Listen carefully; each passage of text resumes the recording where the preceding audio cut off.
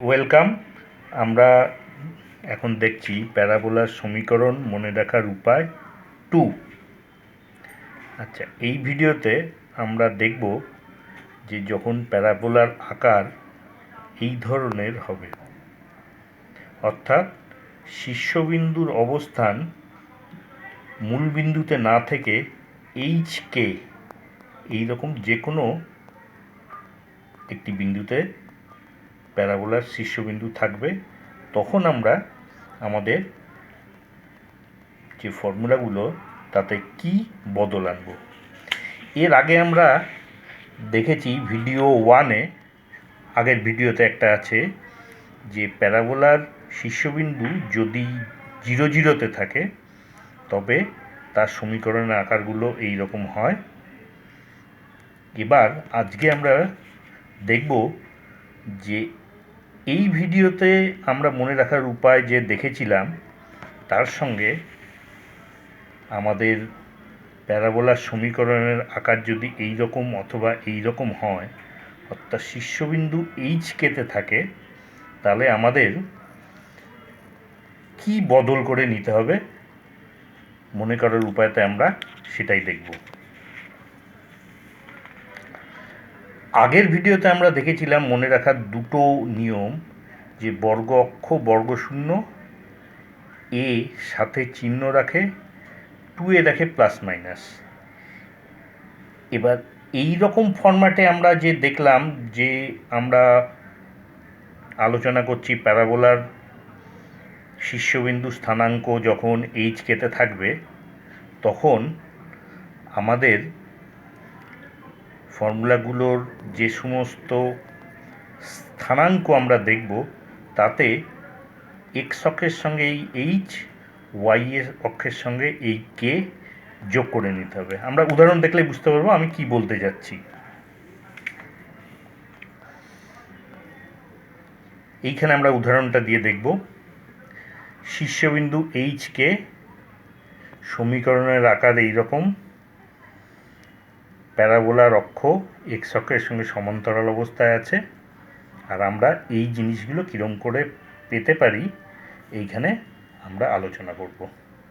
আমরা দেখতে পাচ্ছি যে এখানে আমাদের শীর্ষবিন্দু স্থানাঙ্ক, নাভিবিন্দু স্থানাঙ্ক, নাভিলম্বের প্রান্তবিন্দু দ্বয়ের স্থানাঙ্ক, এই তিনটেই স্থানাঙ্ক, কোনো পয়েন্ট বা বিন্দু তার স্থানাঙ্ক। অক্ষের সমীকরণ, নিয়ামকের সমীকরণ, এরা দুটো সমীকরণ, আর নাভিলম্বের দৈর্ঘ্য,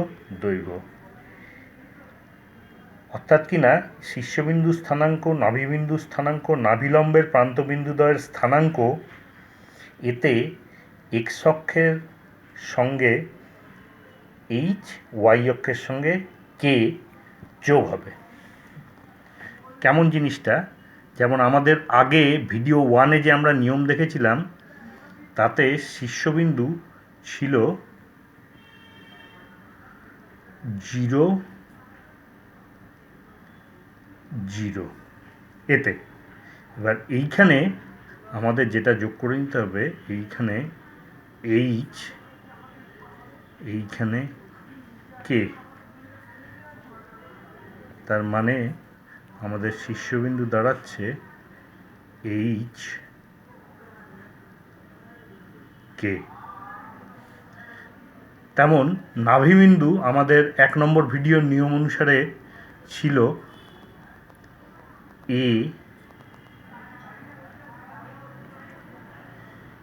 0। এইখানে যথারীতি আমাদের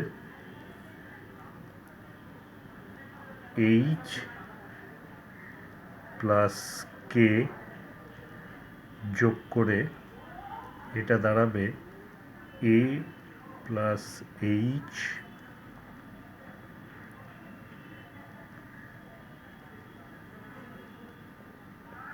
কে,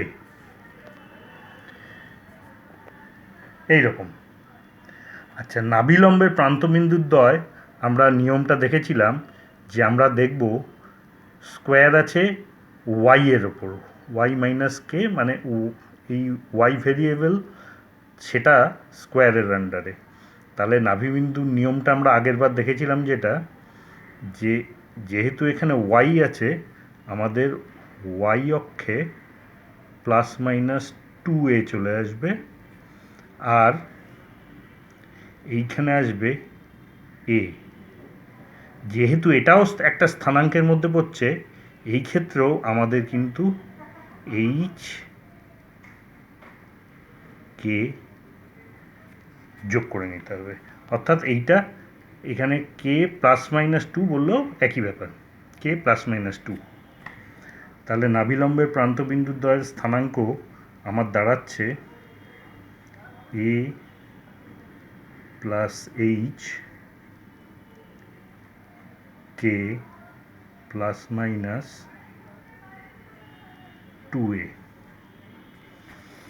আচ্ছা, এবার আগের ভিডিও 1-এর ফর্মুলার অনুসারে আমাদের মনে রাখতে হবে এর সাথে চিহ্ন রাখে, অর্থাৎ কিনা এর ভ্যালু নেগেটিভ হলে এখানে এগুলো সবই কিন্তু এর আগে নেগেটিভ সাইন আসবে। অক্ষের সমীকরণ আমরা আগের নিয়মে দেখেছিলাম শূন্য বর্গ অক্ষ, অর্থাৎ এই জিনিসটাই আমাদের অক্ষের সমীকরণে আসবে y - k = 0, বা এটাকে আমরা লিখতে পারি y = k। নিয়ামকের সমীকরণ বের করা আমরা আগে দেখেছিলাম যে আমরা কি করি, 4টাকে বাদ দিয়ে দিই, এইখানে একটা প্লাস সাইন বসাই, এই জায়গাটায় =0। এখানেও নিয়ামকের সমীকরণের সেই নিয়মই থাকবে, x তার সঙ্গে a - h = 0, আর নাভিলম্বের দৈর্ঘ্য সহাবস্থাতেই 4a। এই নিয়ম আমরা প্রয়োগ করে একটা অঙ্ক এখানে দেখতে পাচ্ছি, একটা সমীকরণ দেয়া আছে যেটার উপর আমরা এই নিয়মটাকে প্রয়োগ করব। এটাকেই আমরা y² = 4ax এই ফরম্যাটে সাজিয়ে নিয়েছি।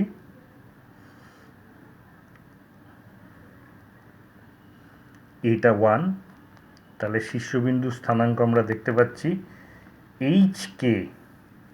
এখান থেকে আমরা y - k x - h এই ফরম্যাটে শীর্ষবিন্দু পাচ্ছি -2 1। নাভিবিন্দু স্থানাঙ্ক আমরা এইভাবে পাচ্ছি -1 -1। নাভিলম্বের প্রান্তবিন্দু দ্বয় h + 1 k +-2a, দুটো ভ্যালু আমাদের বেরোলো। অক্ষের সমীকরণ এইভাবে আমরা পেয়ে যাচ্ছি। নিয়ামকের সমীকরণ একইভাবে এই জায়গাটা 4 ক্যান্সেল করে আমরা যদি একটা প্লাস সাইন =0 বসাই, নিয়ামকের সমীকরণ এইরকম বেরোচ্ছে। Thank you.